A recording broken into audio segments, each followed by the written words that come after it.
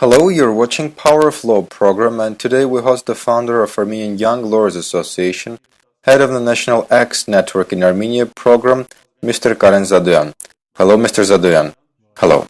Thank you for accepting the invitation. As far as I know, the association has been implementing anti-corruption projects for a few years now. Please, a few words about these projects. First, I welcome the Power of Law program. I wish you green path, and I believe the series will show the power of law in Armenia. As to projects, indeed, for 3 years we have been implementing anti-corruption projects.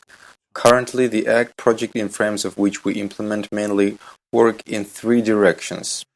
First, free legal assistance to citizens, channeling their complaints to various government agencies. Second, we support legal reforms on anti-corruption legislation. And third, we implement awareness programs to raise legal awareness of public to prevent spread of corruption. Thank you. Do you have any success in the area? Back a few years ago, it was success to restore violated citizen rights. Today we call success when we not only restore the rights, but also get the officials violating the rights to be punished. I believe the sooner we bring the principle of equality of all people before law, the sooner Armenia will be able to become a legal state. I fully agree to your position.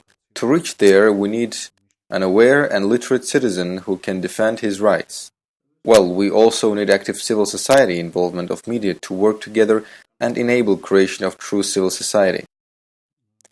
Indeed, elements of civil society are important for fight against corruption, but only that is not enough. First, we need political will and collaboration to achieve meaningful and effective change. Recently, Armenia Against Corruption movement was created in the country. Could you please present the goal and idea of the movement? How to get involved? Yes, Armenia Against Corruption movement has launched. Its goal is to create corruption-free Armenia. One of the objectives is to contribute to development of anti-corruption laws in Armenia, as well as inclusion of anti-corruption clauses in existing laws. Creating within society intolerance to corruption. Third, shape the perception of corruption as evil. And most importantly, create the demand for fair governance within the society. The movement has a slogan. It's important to start not from good wishes, but start living in accordance to the principles. That is to act more and less talk. So express anti-corruption lifestyle. I believe part of listeners will say it's a great idea, but also there will be those who will be pessimistic about overcoming corruption in the country. What do you tell the skeptics? I believe Armenia can overcome the evil of corruption. We're no worse than other countries fought and won this fight. We need forces from the society and government agencies to achieve success. Moreover, there are countries like Armenia, small and rich in natural resources, who succeeded, so this can be in some way adapted here. I mean their experience, as they recorded success over years being not quite developed at the beginning. If many Asian corrupt countries overcame corruption, countries like Singapore, who started the fight against corruption in 1959 and in 1990s, they already had serious success. Why can't we? Transparency International's 2007 Corruption Perception Index puts Singapore in top 3 non-corrupt countries of the world. The fight was mainly to get the society to perceive it as evil. Society needs to recognize its harm. Leaders showed will, society became intolerant to this phenomenon, and officials who were busted for corruption would rather be jailed than tagged as corruption individuals. Such were Development Minister example, who was accused of stealing 800,000 of local currency and committed suicide taking drugs. He left a note saying, "As a proud Asian man, I prefer to die rather than be given to disgrace of corruption." Moreover, when the investigation was held and his wife and daughter found out about this, they left the country for disgrace. I believe it is important in our society to develop the culture of intolerance to corruption, so they not only don't fall for corruption, but also hate and condemn this phenomenon. Quite a graphic example you brought. I believe Singapore also exercises corporal punishment in form of beating with sticks, and I believe a lot of people wouldn't want to try that. So perhaps it's also a preventive measure. I also believe that main role belongs to society. In general, society's role in fight against corruption goes in 3 stages. First, when social intolerance is formed, when civil society voices displeasure. This is already happening in Armenia, and the very role of acts is to voice about corruption. Second, when international documents, conventions are created. And third, when these international conventions are implemented on national level, in the form of laws being adopted. Armenia is specific for taking these steps all together. The society is beginning to voice concern around the country over the corruption. Second, there are already international conventions in place. And third, Armenian legislation is introducing anti-corruption mechanisms, and Armenia already has anti-corruption strategy and action plan. The second one already. Mr. Zadoyan, how many years will it take to shape that anti-corruption attitude? For example, I recently had experience in Georgia where I could feel the progress in this regards in their country, especially in police and state registration areas. They really introduced effective mechanisms that exclude corruption risks. But many people voiced concern that over the 6 years of reforms, the society never managed to shape the proper anti-corruption perception, and it will take some time. Also, the infamous Institute of Pulling Strings still works there. So how do we start here? Education? As you also communicate with students a lot, will that help expedite the progress? I am familiar with this just like you with TI Corruption Perception Index, which measures the corruption level perception. If we compare 2004 to 2010, Georgia started from 130th place to 68th.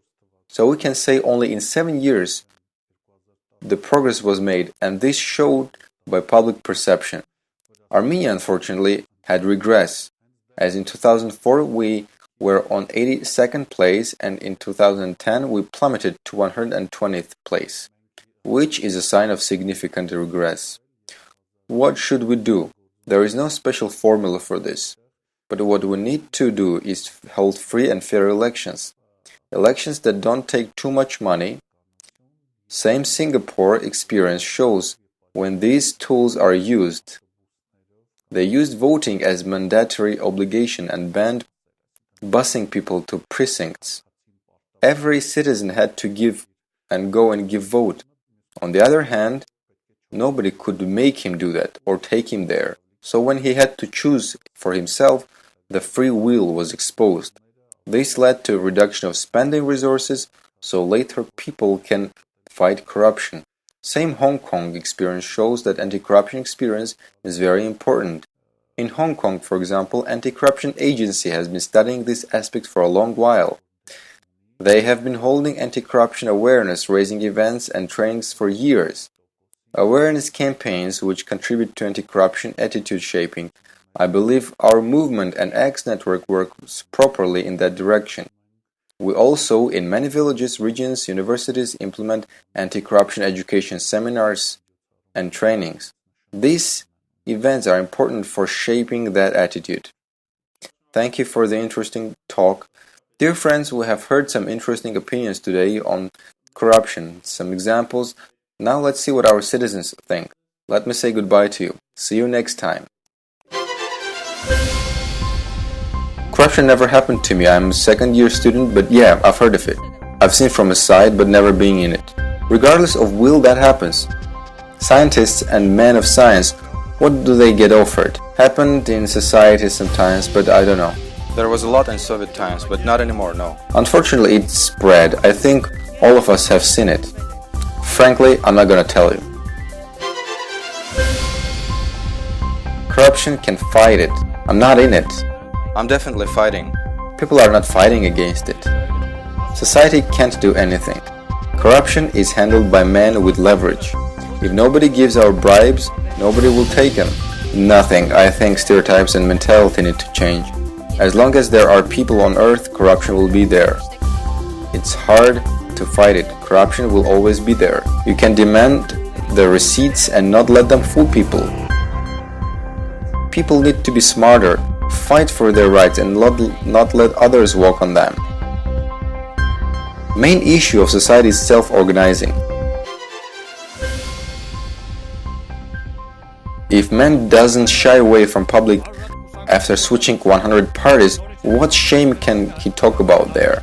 I know that we also have individuals that fight, and it's not just Singapore. Oh, I can't answer that question, that's a tough one. It makes me laugh really. It's neither increasing nor decreasing, stays the same. It's growing gradually. Is decreasing. It keeps increasing. I see no tendency of decrease. I have no idea. Bribe givers and takers have become more specific.